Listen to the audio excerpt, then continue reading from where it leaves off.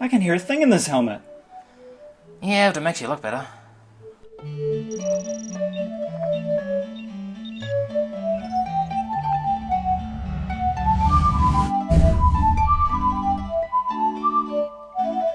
So, The Force Awakens is now over the $2 billion mark since opening. $2 billion! Wow, that's a lot of money. That's a lot of space bucks. It is. And when you think about it, the merchandising is probably even better than that. Yeah, there's been heaps of it for this movie. Completely tons, and I'm sure we're going to see more of it as time goes on. Even as we start to approach the next Star Wars movie, Rogue One, it's a really good time to be a Star Wars fan. Yeah, now you brought in an X-Wing, it looks like, right? I have. So this is officially called the Resistance X-Wing fighter. Okay. And it is, of course, Poe's X-Wing from the beginning of the movie.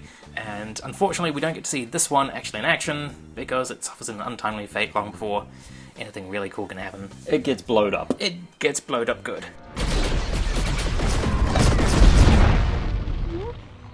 So this one is a Walmart exclusive. It does have a exclusive version of Poe Dameron in there, and of course it is in this nice sort of traditional grey with blue markings rather than the standard sort of reddy orange that we've seen from the classic series.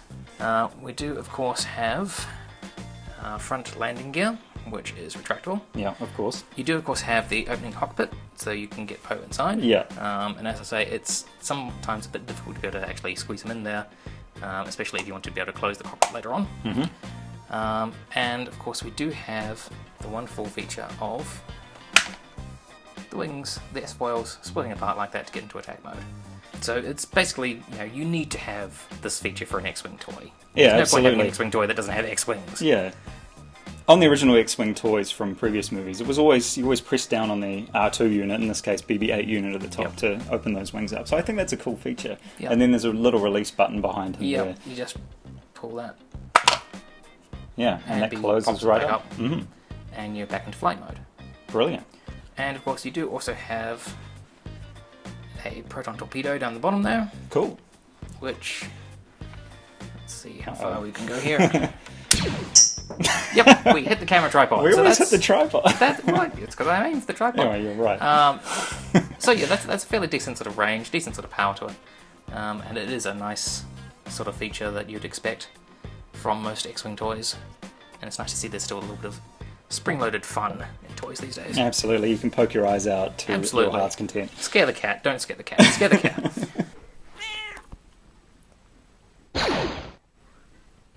So it looks like a regular X-Wing, doesn't it? Except for the engines, really, which there used to be two round engines. Yeah. Now there's one that splits in half when the wings open up and close. Otherwise, it pretty much looks like an original X-Wing. Very much so. The wings do actually split front and back now, rather than being on top of each other. Okay. So that is a minor difference as well. But certainly the main body of it and the overall design is very much to mimic that original aesthetic of the X-Wing fighters that we know and love. There's no additional weathering or anything like that you'd expect from a higher end toy. This one is very much sort of like base level.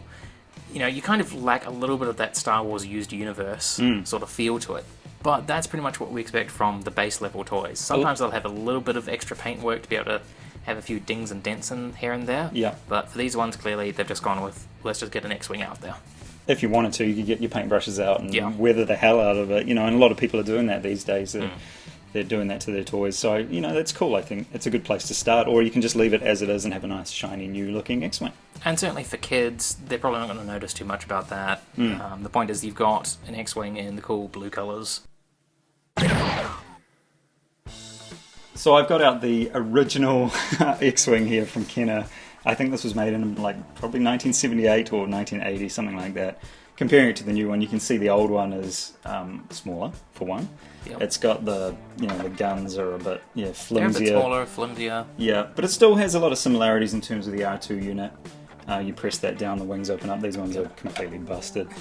But just to compare the two, there are a lot of similarities. The cockpit opens up. We've got the leg on here as well. Well, the cockpit's missing on there. But there are a lot of very, similarities to them. You can even see that on the original one, they also have these plastic skids there underneath the engines. So it is, in a lot of ways, this version is a bit of a throwback to the original toy version. Yeah, well, I think they got a lot of things right in the original, so why change it?